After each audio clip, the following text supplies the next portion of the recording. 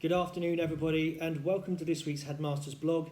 It's Friday the 4th of March, and since the last blog that I did before half term, an awful lot has happened in our world. For a generation of young people, it's the first time that we have seen serious conflict in Europe with the Russian invasion of Ukraine.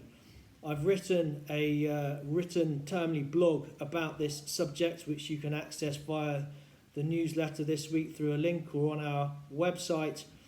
And really the tone for that discussion is obviously very subjective, but from my point of view, this is a topic of conversation that we have to address with our young people and not hide behind the horrors that it entails. I don't mean exposing our children to gratuitous violence or fright for the sake of it, but what I do think it's important is to tell them the facts, to tell them the truth without taking sides. I speak as a school that has both Ukrainian and Russian families in our midst, and we are supporting both Ukrainian and Russian pupils and families at this very moment in time with outstanding pastoral care. But we need to make sure that the children in the school are conversant with exactly the pressures that are being exuded upon those families, to understand the level of need and plight of all of those millions of families who have been displaced from their homes in the Ukraine, and to try and have a support mechanism to help the Red Cross with emergency supplies, which we're in the middle of doing. And above all, to remember our core values and positively reinforce the importance in this day and age of prevention being better than cure, to make sure that us as individuals in our own community and at large are being respectful and tolerant of one another, to continue to act with great integrity and purpose, to work hard and show endeavour in all aspects of our lives. And that includes being able to stand up and look in the mirror and know that we are always trying to make the right choices, not necessarily the easy choices, because in these formative years of our pupils, this is when I think core values are forged. And at Kingswood House, we are telling the truth about current affairs. We're not hiding behind it.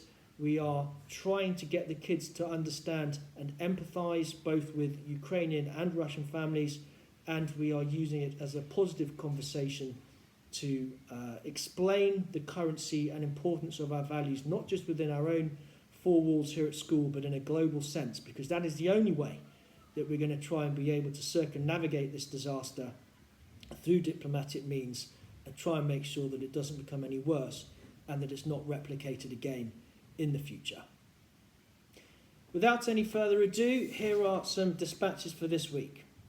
First of all, well done to reception for your handwriting from Mr. Clerk.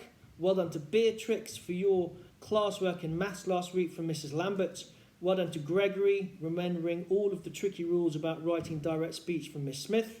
Well done to Teddy Clifford Evans for some really good ideas in your creative writing from Miss Forbes.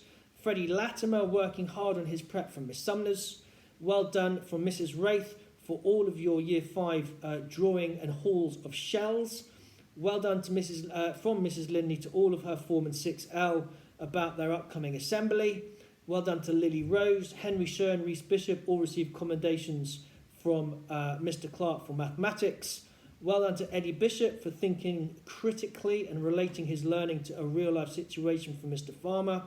To Byron Miller for an excellent poem on this term's value of integrity, where he talked about having a strong moral compass from Madame Swift. Well done to Year 6 who have completed their doom paintings, in inverted commas, which showed how medieval people were encouraged to live a good life and go to heaven, or to be doomed for eternity if they didn't live well. Special mentions to Byron, Fraser Blythe, Ewan Bay, Alex Forbes, Aaron and Frankie Larter, as well as Benji Adams and Jamil Hashemi from Mrs. Hornstetter. Well done to Tommy Van Malletts, Ollie Fry, Harry Hewitt, Tom Reed, a good week's work growing up in responsibility. Lauti Yasnikowski, growing up in independence and maths. Darren Usa has shown very good qualities again, looking after a friend who is feeling unwell at lunch break, says Mr. Clark.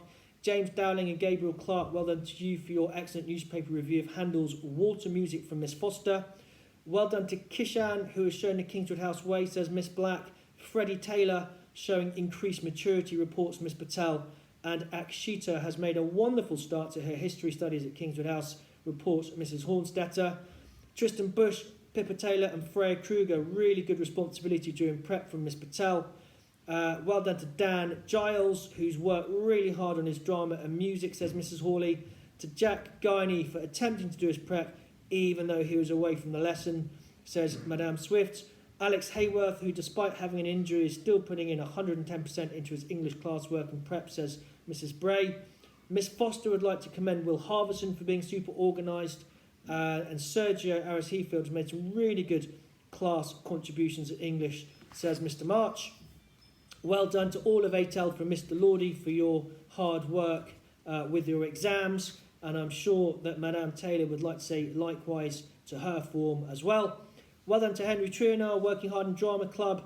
Well done to Bo Clark, Ollie Dimmick, Zach Moffat for their preparation for the French speaking exam. Also to Shay Trichalia, Ty Bobo, Josh McCrossan, Theo Moffat and Jasper Wong. And then in the French speaking exam, Josh Isles, Elliot Nicolau, Dylan Bishop, Yusuf Masood, Enzo Reid, Christian Idris, Theo Jenkins, Avnis Ganjal, Ian Shafiq, who was also awarded a commendation for an outstanding performance, reports Madame.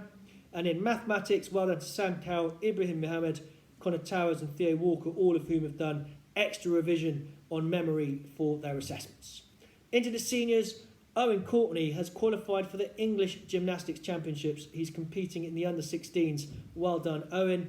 Ollie Gow continues to be polite and shown excellent endeavour with science, says Miss Black. Henry Sweetman and Rory Slater this week, both showing a really good interest and standards in lessons, says Mr. Hendry. Jack Rolls, 2 nominations for you this week. Firstly, in maths from Mr. Farmer. Secondly, from Mr. Sikdeo, who's had a very good start, he says, this half of term. Well done, Alex Hone, for helping out Mrs. Hornstetter with an IT issue. Tirrit Byrne is turning out to be a most amenable and friendly student, says Mrs. Weston. And Will Hamilton always volunteering to hand out the books for Miss Black. Well done to the Year 11 boys who are stretching their thinking skills with Wordle Club, says Mr. Bailey. Oh, please, can I join that? I'm a bit of an aficionado as well.